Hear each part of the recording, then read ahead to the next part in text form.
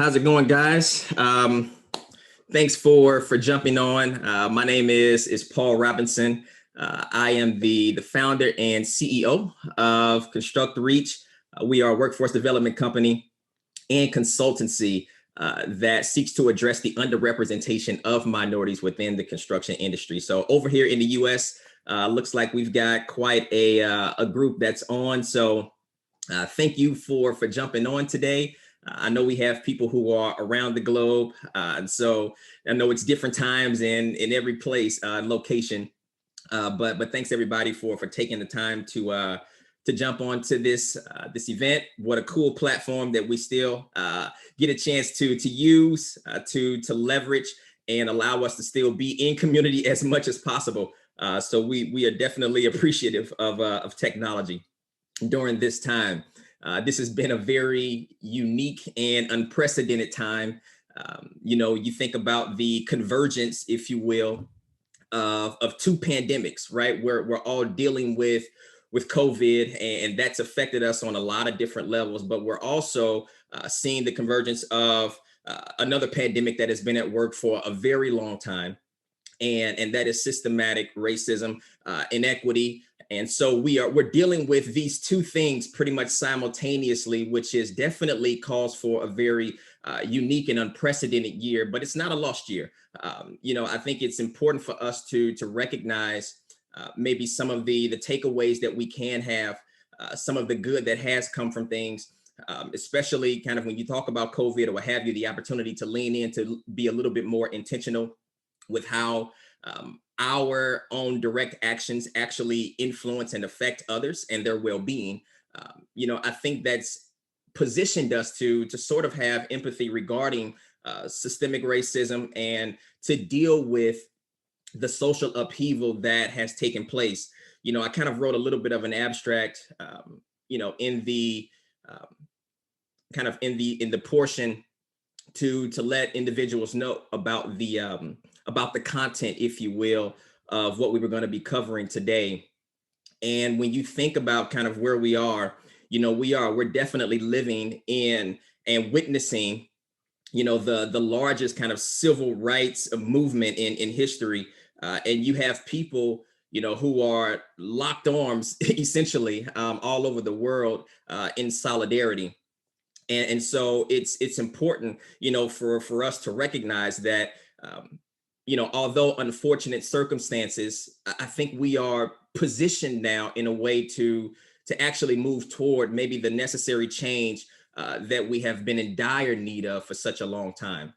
I would say that that's probably one of the unique situations of this one, or this movement, is that the solidarity, right, and the diversity of unity that we see to put our world, if you will, in a better place relationally. And so I kind of put together three key takeaways, if you will, just so that we can compartmentalize things, and walk away with some nuggets that hopefully we can take back to our different cities, our states, our countries, our communities, maybe even our families, but also in the workplace as well. And so that's raising awareness, that's educating and inspiring. And for me, guys, I am very, very conversational. It almost pains me that I can't see like each and every one of you guys in front of me. But I love the engagement, right? So I definitely want to ask questions along the way. I want you guys to post questions if you have them. If I'm saying something that's causing something to come to mind, definitely post that. I want this to be as engaging as possible, so that we can have a collective experience, and then as well, kind of talking through things in communities, so that we can all get the response, the answer, collectively together, so that we can take all of this information back, for sustainability, for change, right? And so I'll go ahead and try to share my screen, and we'll see how successful I am in doing this. Let's see, here we go. Let's see if I can present quick. right, so multiple participants can share simultaneously. So let's see if I can do that. So it looks like I don't have my option over here to share my screen.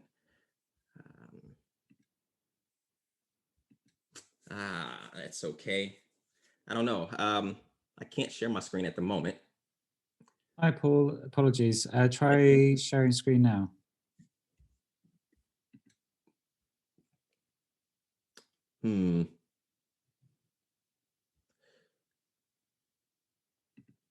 Let's see. It's just letting me know that one participant can share at a time, but it's not giving me that option to share my screen. Let's see. But I mean, nevertheless, I mean that's okay. If I'll talk through it. That's okay because I don't want to waste too much time. I want us to begin to have as much time as we can, maximize this time that we do have here collectively together. But if anything changes, just kind of you can definitely interrupt me and let me know when I'm able to share my screen on my end. All right, so we're talking about righting systematic wrongs, and this is definitely something that is no easy kind of undertaking. And so when you think about it, though, I want us to understand, that it's not going to take just one person, right, to resolve everything that is going on. But we can all do something, and it's recognizing that we all have a role to play. It's recognizing that we can all do something from our particular positions, with the influence, with the authority, with the resources that we do have, and so it's working toward that. But one of the things that let's see, I have changed the setting. All right, good, and I still cannot.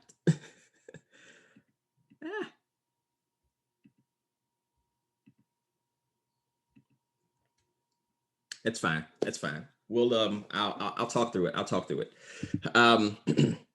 So sorry guys for the technical difficulties, but I want to make sure that we can still get, as much as we can out of it. But essentially, when we're talking about righting systematic wrongs, it's important to understand that in order to do so, we have to have a systematic approach, right? So it's thinking systematically today. And so for those who may have not had any experience with systems thinking per se, or those of you who have, this is definitely along those lines to understand that if there is systematic oppression, if there's systematic racism, then we have to begin to look at things from a systematic approach in order to have the solution that is not only sustainable, but that is both effective as well. And so that's essentially kind of our starting ground, if you will, of where we're going to look at today, what we're going to look at today. As I mentioned before, as I'm talking through things, if things come up, definitely post those questions or post those comments for us to all see, and then I'll try to respond to those in real time. And just kind of talk through it. It'll kind of provide the content for this message today. So when we think about raising awareness, because those were the three things that I sent you guys, kind of a synopsis of three takeaways. When you think about raising awareness, for one, raising awareness, I want us to understand, the workplace impact and the significance of amplifying perspectives and voices of those who are underrepresented. And these are guiding principles for us to take today, right? We all have our different circumstances that we live in. This is a global conference. So of course we have things that we're dealing with that are particular to our region or particular to our country, or maybe even particular to our city. And so it's not a rinse and repeat approach, where it's steps 1, 2, and 3, and 4 and go and do regardless of where you are, but it's being in tune and understanding first, where are you positioned at as a company? What are the values of the company? What's the mission statement of the company? Are people embodying that? Do people understand that when they come acquainted to your company? Do those in the community understand what you stand for? And if so, how? Right? Is there continuity between your brand, or is there continuity between value statements? Is it more than just words on a wall that decorate the halls, or do people understand that and how to actually embody that and live that out? Right? And so it's being able to understand that. This is kind of an approach to give us the principles so that we can take back, assess kind of where we are, our particular context, and then take these nuggets from today to begin to implement the best way that we can to move toward righting systematic wrongs, right? So when you think about, I'm big on kind of us starting at the same kind of starting point, right? So let's all start from the same place. If I had to ask the question about, or ask you the question, how would you define raising awareness? You don't have to go and Google and search it, but what comes to mind essentially when I say, tell me what's your definition of raising awareness? Because I want us to have a working definition of raising awareness first, and that's going to kind of be our starting point. Right. So if somebody's got the quick fingers or what have you, that can just kind of give us a working definition of what raising awareness is, we can move forth and go forth that way. If not, it takes a little while for us to kind of warm up, but if not, I'll go ahead and give us a working definition so that we can start at the same place and just talk through how we can go about righting systematic wrongs, right? Through raising awareness, educating, and inspiring. Let's see. We have anything to come through? Okay, well, I'll go ahead and give the working kind of definition, if you will, for all of us. So when you think about raising awareness, just let me know if you agree with this. How about we use this working definition? Raising awareness is to elevate and or spread knowledge about something that exists. Just in general terms, right? To not be too specific, but just to take the working definition so that we can apply that for the context of this particular message today, right? Can we all be in agreement that that is good? Okay, I got one thumbs up from Stephanie. Thank you, Stephanie. I like the engagement, guys. Right? So it's to elevate and or spread knowledge about something that exists, right? So, okay, so we've got a working definition about raising awareness. All right. I would argue that the end goal, of course, is behavior modification, right? We're raising awareness, right? Because we want something to change, right? But when you think about raising awareness, one of the important things that we have to understand is that the end goal of raising awareness is to position a person to make an informed decision about something that we think matters. Is that okay? Can I get another thumbs up? Thank you, Stephanie. Yes, right. We got a thumbs up. Thank you, Sydney.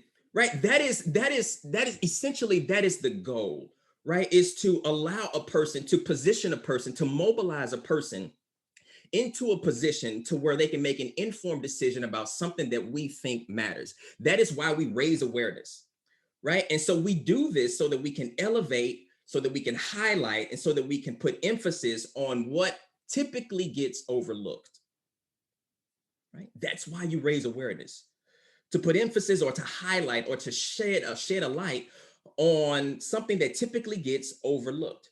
And if something is not recognized, right? If something is not recognized, then it cannot be valued properly. You follow me? Right? That's essentially kind of why we go about raising awareness. So now, if a system requires, or if a systematic issue requires a systematic solution, then we've got to begin to think in terms of systems when it comes to our companies, when it comes to how we go about carrying out, business on an everyday basis, our position and our roles within our companies, in our departments, what's internal and what's external facing, right? And so when you think about Construct Reach, right, I said that we are a workforce development company, and a consultancy that seeks to address the underrepresentation of minorities within the construction industry. Well, one of the things that we did was we took the research, right? We allowed others from those who are we allowed those who are from underrepresented communities to shed light on their vantage point, on their perspective about the industry, right? So we got a chance to have, you know, this certain level of awareness that was raised so that we can understand, okay, well, how can we work from an informed position so that we can make the necessary solution that would put us toward the change that's needed, understanding what we're up against, understanding that the construction industry is a system. And so for us, we work within the entire construction industry and we seek to facilitate transformation with the industry by partnering with all of these stakeholders, right? So that is stakeholders that represent the entire construction industry. So that is from brands to companies to contractors to workforce development organizations to associations to educators, even all the way down to young people, right? To work systematically within the system to unite all stakeholders. And one of the things that we did was that we identified what were the problems, the perspectives, the presuppositions, if you will, from all of the different stakeholders. And we put those on the table to say, okay, well, this is what we want to accomplish. We want to build reachable opportunities through construction. But this is what we're up against. And these are the barriers that exist. And unfortunately, when you think about what's happening in our society, unfortunately, a lot of that it translates almost seamlessly into the industry. And so for us, we had to put those things on the table. We had to acknowledge what exists, and we had to acknowledge maybe some of the negative connotations that are out there about the industry, especially from those who are not represented within the industry, if we were going to create an industry that cultivates their success, if you will, and that invites them. It says that, you know, you're needed, you're wanted, and you're welcome, and you have something to offer, right? So that's essentially kind of what we did. Now, thinking about a system, right? Another working definition so that we can understand kind of how to right systematic wrongs. And if we have to think systematically, we have to understand what a system is, right? So how would you define a system, if you will? Let's see, how would you define a system? Let's see, if we don't have anybody going too fast, I know that's maybe a little bit more complex than raising awareness. That's pretty general. But let me give us a working definition, if you will, for a system. And let me know if this is okay. Okay. Let me know if this is okay. So a system essentially is a collection of individual things, objects, or people that interrelate to function as a whole. Thank you, Stephanie. That's good. That works. Okay. I'll say it one more time, especially since I don't have my slides in front of you guys, and you can't necessarily see it. But you know, we do have these recorded, so you can kind of go back and listen to it. But a system is a collection of individual things, objects, or people that interrelate to function as a whole.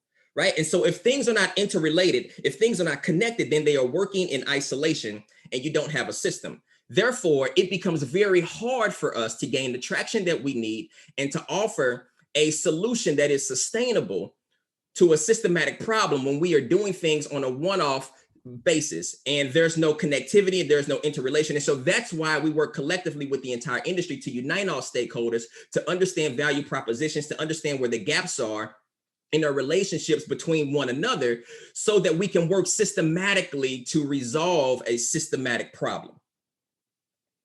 So it's just thinking along those terms, because when we begin to think systematically, it opens our eyes up to seeing the connectivity between things that we did not necessarily see beforehand. And if we're able to see the connectedness of different things and the systematic things that are at play, now we can begin to work on the system as opposed to just working within the system and still producing the same outcomes. Hopefully that made sense to you guys.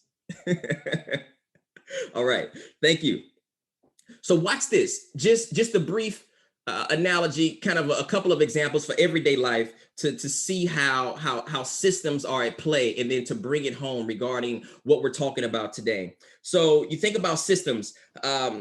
Of course, this is a construction conference, right? And so buildings, we know that buildings are comprised of various systems, right? You have your structural system, you have your mechanical system, electrical system, and so forth, right? And so when you think about an HVAC system, when you set the temperature in your home, right, to a certain temp, it automatically sends a signal to your ventilation, right? So it's a system that is at play.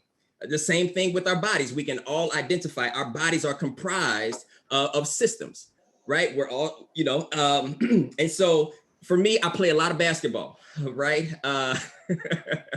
I play a lot. I'm getting older. Maybe it's still too much, but I still try to hold on to that youth, as we all do. But every now and then, because the joints don't work necessarily the same way, I sprain my ankle every now and then trying to keep up with some of the young guys, because I still like to think that I'm young and I can still give them the business, right? But every now and then when I sprain my ankle, what happens? My central nervous system sends a signal to me to let me know, right, that something is wrong. And so it's being able to understand that our bodies are systems, right? But also to bring it home just a little bit and to put that into context for today, our societies are systems as well, right? Our societies are made up of multiple systems. It works systematically. And so when we see the largest civil rights movement to date that is taking place now in all of history, right? Especially, during this time where a lot of the movement gained so much traction and worldwide solidarity after the death of George Floyd, and those who represent um, those minority communities, Black and brown communities. We see this huge outcry of systematic oppression, right? And so what we have to understand to right systematic wrongs is that systems give feedback. Systems provide feedback. And a breakdown happens when a system cannot respond to feedback. So, what does that mean for the context of today, righting systematic wrongs? And what does it mean for your company? What does it mean for the community in which your company is located, or the communities in which your company builds? It's understanding that your company is a system, which means that people should be talking to and with one another. And there needs to be things that are in place so that you can get the honest feedback that is needed in order for you to make the necessary change or position yourself in your company in a way that understands the context of the world in which we're living in, and how to remain an attractable employer, and how to be a place where people want to be at and where they can thrive.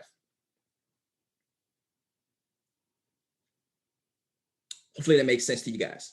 So feedback, right? So feedback is a gift, right? And systems provide feedback.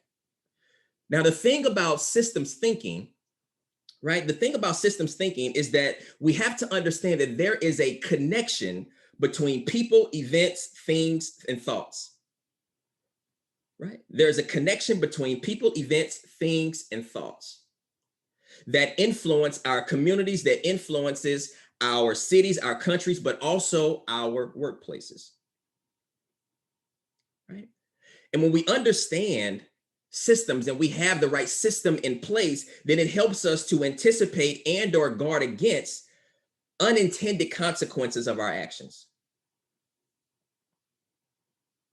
Right. So one of the things that we did, and I'm just using kind of what we do as Construct Reach to provide you guys with a working kind of example in a business setting to understand kind of how we're seeking to go about righting systematic wrongs. It's first understanding that the industry of construction is a system, understanding that the societies in which we live in is a system, and then understanding how our companies is a system as well. And so for us, one of the things that we did was we created a table that represented all of the stakeholders. And one of the things that we were very intentional about was bringing to the table to allow young people who are underrepresented within the industry to be a valuable voice and for us to get the honest feedback that we needed in order to put something in place that would attract them, right? How does the industry compete with other sectors to tap into a younger, diverse demographic, right? Untapped potential that is out there in order for the sustainability of the industry.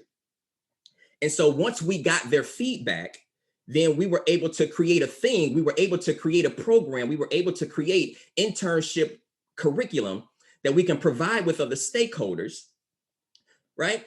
As we consult them on how to create cultures that promote diversity, that takes into account the context in which we're living in, but also has the end user in mind. And once we had buy-in from young people that the industry was committed to creating a culture, creating an environment that wanted to do things differently and how they saw value in them, now they begin to raise their hands and say, you know what, I will give this a try. So just put me in an informed position to make a decision about whether or not I want to stay within this industry. And so because the model is, it has them in mind, then they naturally come through the program, right, with a full hands-on experience that's different than what they thought it would be, or difference, or that combats the negative connotations that exist about the industry. And simultaneously, as they're going through their process and their program, it creates an affinity not only for the industry, but also for that company as well.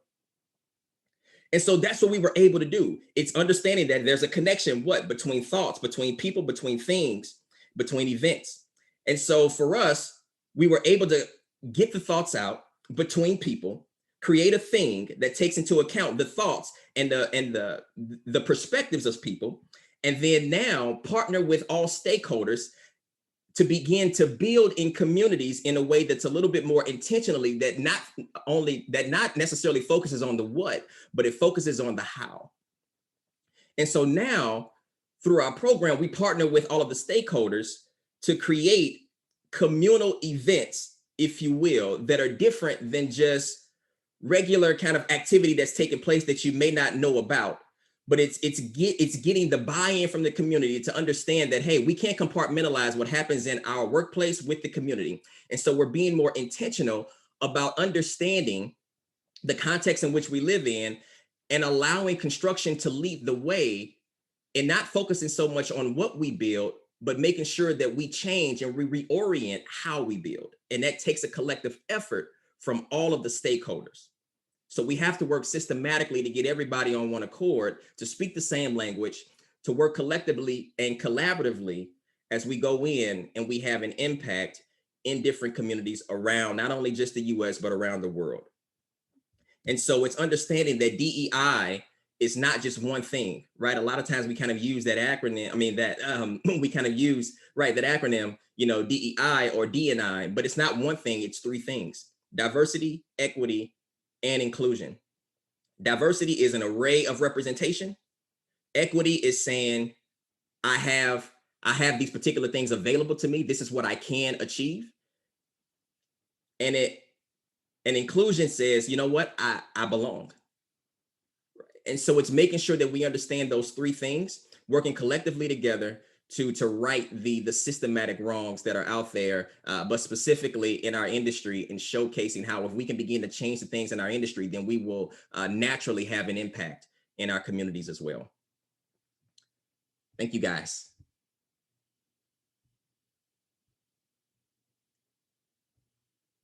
Let's see.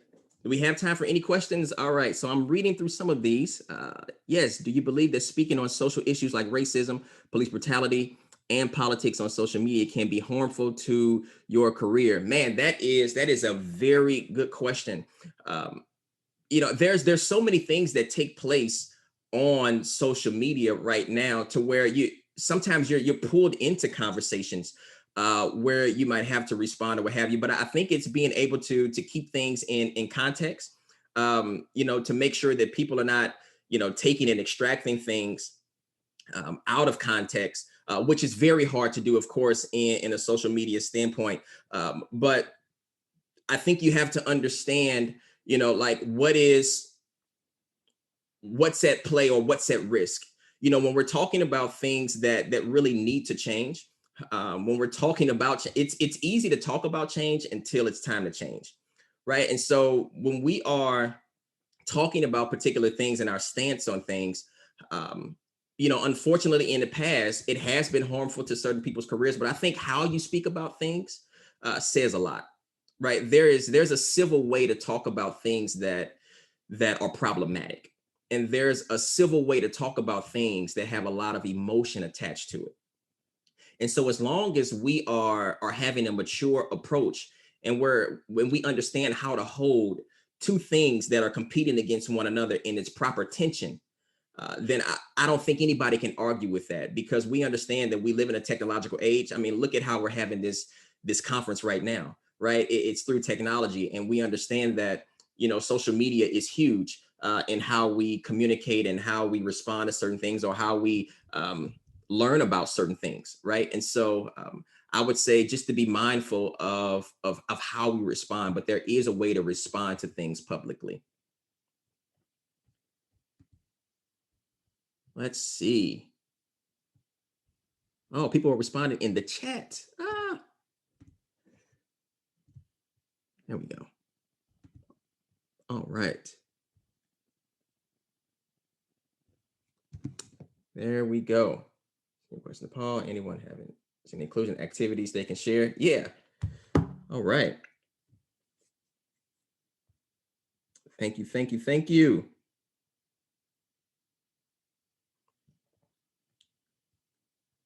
All right. Yeah, guys, I see the chat now. Yes. Sorry. I see. So I am going to begin to respond to these. Yes. Sorry, guys. I know it's difficult, right? When we have the technology, I was trying to make sure that things were going as smooth here for you guys. But yeah, I've got two different kind of devices trying to make sure I'm keeping tabs on everything. Yes. Oh, so I'm joining you guys from the United States. I'm joining you guys from Missouri, right smack dab in the center of the U.S. Yes. All right. Let's see. Super excited for this lesson and learn some key lessons on race and ethnicity and American construction. That's great. That's great. All right. Let's see. Thank you, guys. Well, I will definitely jump into the chat. I don't know how much time we do have left. I know we started a little bit after time, but I guess you guys can kind of let me know where we are right now as far as time. But I'll definitely jump into the app and start responding to some of the questions that were out there, so we can keep the conversation going.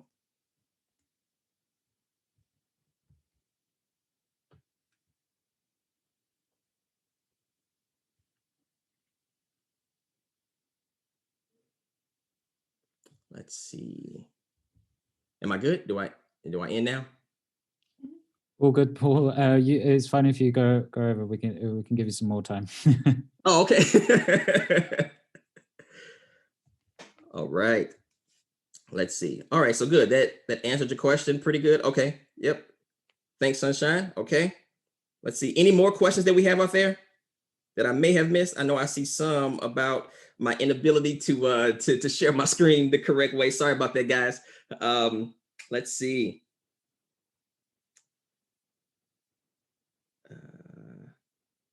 Yes, so I'm in the chat right now. Let's see. Q&A, any questions? All right.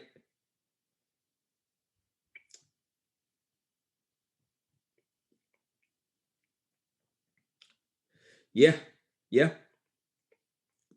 Yep, change is not a machine. It's in us, in our multifaceted complexity. Yes, it definitely is. That's kind of why I wanted to highlight even us as a person, even our bodies, right? That's why I went through that example of hopefully it was a good example at the expense of me, right? But playing basketball, but how our bodies are systems. We are complex, right? We are very complex human beings, and it's making sure that we understand that complexity.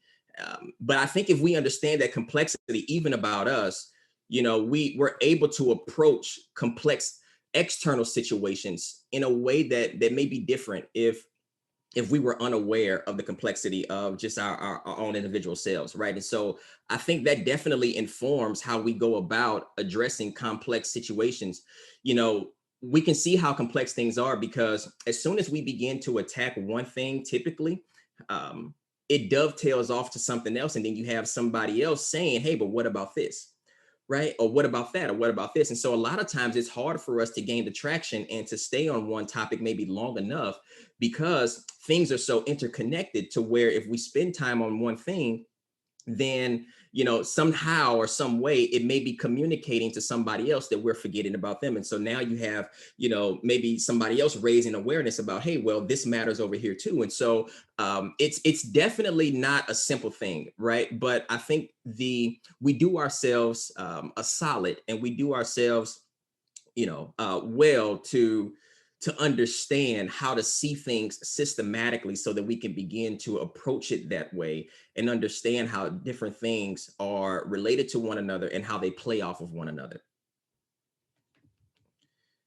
So again, the main point for us was to understand, or one of the main points to walk away with was, if a system is broken per se, because systems produce a particular outcome, right? You create a system to produce a desired outcome.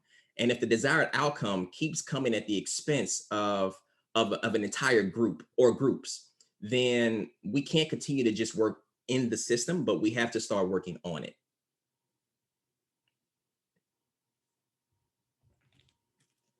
Let's see. All right, I own a small subcontracting business. Usually by the time we are brought onto a project, the team was already assembled. So with little influence over who is included, do you have other actionable things that we can do to positively influence inclusion, diversity, and social awareness on a project? Oh, that's great. Yes, yes, yeah. Let's see, we already have conversations going on around that. Yeah, I think that is that's definitely something that you have to work up against, when the who has already been decided. And maybe you're the subcontractor that's kind of brought in, toward the end of the decisions being made about what the representation is going to be on a particular project. But there's always an opportunity to lead, to model what you desire to see, and to model maybe expectations from the industry, right? And to constantly shed a light on maybe what sets you apart as a subcontracting business or as a subcontractor. Um, so it's making sure that you do that. One of the things that I didn't get a chance to say, but I think it's very important, is to know your mission, right? But to let everything that you do be informed by your mission as well.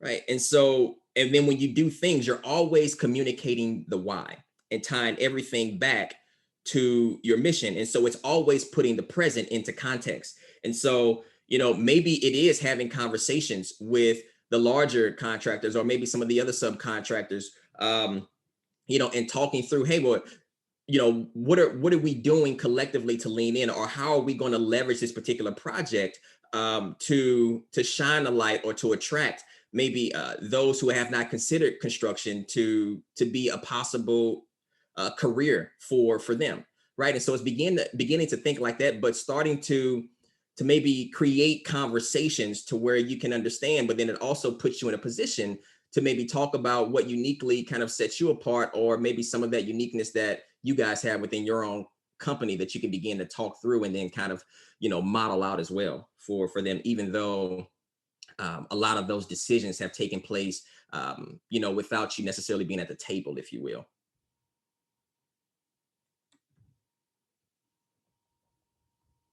Let's see. Anything else? It's a very good question. Let's see. What do you believe is the role of construction companies during this period of civil unrest? That's a very good question. I'll give this last answer. For me, I tell the industry a lot that construction is in a very significant position, because to me, and this is just my personal belief, construction has so many overlaps to everyday life, right? I mean, when you think about construction, there's so many different overlaps to everyday life. for instance, it matters what you build on. Everybody has to, I mean, you have to build your life on something, right? So foundations matter. What you build on matters, right? The strength of that foundation determines what you can put on top of it, right? And how sustainable something will be. But we also understand that just as well as we have so many different companies who specialize in different things and different subcontractors or what have you, all of us work collectively on a building with a diversification of gifts. We all have our different packages that we specialize in, but we all work together, right, to make sure that we build something that, it has the potential to become. Well, that's the same way with life, right? We're always coming into contact and in community with those who come from different walks of life, but they all have something to offer. They all have value, right? They're all gifted differently. We're all gifted differently. And so as soon as we can understand that, if we work collectively together, we can build something that is worthwhile. I try to tell the industry how we need to begin to understand the significance of that, and to be more intentional about how we build, right? To communicate things, to bring more visibility to our projects, to be more engaging in the communities that we're about to come into, to survey the the communities in which we're coming into, to understand the makeup of that communities that we're building in, and to understand, who's there. If it's younger people, if those who are not represented within the industry, then how can we bring visibility to what we're doing and collectively work together to showcase what's available to them? And then how do we connect the dots from where they are today to where they can position themselves to be for tomorrow? Right. And so it's understanding that, because construction is all around us. And when you talk to maybe younger people or those who are not represented within the industry, a lot of times there's a limited understanding of what they can be and what they can do, or where to go in order to be in the industry. And so if we can begin to open up those doors a little bit more, shine a spotlight on that, and bring more visibility to who we are, what we do, and how to get there, and be more engaging as we are building, then I think it begins to create a pathway forward, especially during this time. And you have to own maybe some of those negative connotations that are out there that may be warranted, right? When you think about the percentages that are out there, this is over in the US, but I'm pretty sure, in other countries as well, because I think I sat in on another session that talked about diversity, that talked about the numbers as well. But when you think about female representation being under 10%, in the U.S., and maybe it's that way kind of worldwide. But when you think about African Americans being under 6% within the industry, you have to own that. Well, there's a reason for that, and how can we begin to own that, and how can we begin to address that? Because of course, those who are underrepresented, they're looking at that, right? So that's the elephant in the room to those who are not represented. So how can the industry own that, talk to that, speak to that, and say that, hey, we're really trying to change that, and this is what my company is doing to try to right that wrong, if you will, or to try to navigate a new pathway forward that has both of us included and not just one of us. No, that's a very good question.